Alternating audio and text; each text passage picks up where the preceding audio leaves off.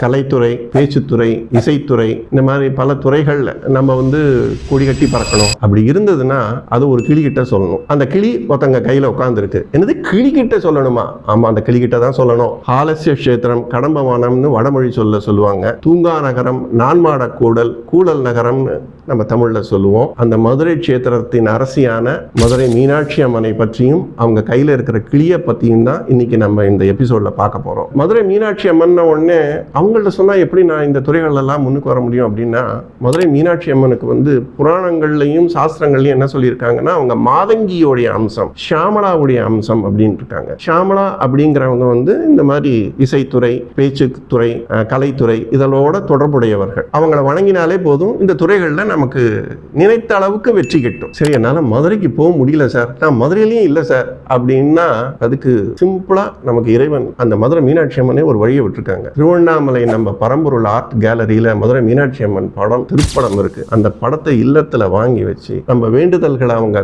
காலில் போட்டோம்னு வச்சுக்கோங்களேன், கண்டிப்பாக நிறைவேறும். அதுல முக்கியமான ஒண்ணு என்னன்னு கவனிச்சீங்கன்னா, நம்ம வாட்ஸ்அப் மெசேஜை எவ்வளவு ஃபாஸ்டா ஃபார்வர்ட் பண்றோமோ அதை விட அவங்க கையில வச்சிருக்கிற கிளி நம்ம வேண்டுதல்களை அம்மனோட காதுல பல தடவை சொல்லிடும். அதனால கண்டிப்பா நம்ம வேண்டுதல்கள் நிறைவேறுங்கிற நம்பிக்கையோட நம்ம இருப்போம். குருவருள் போற்றி, திருவருள் போற்றி.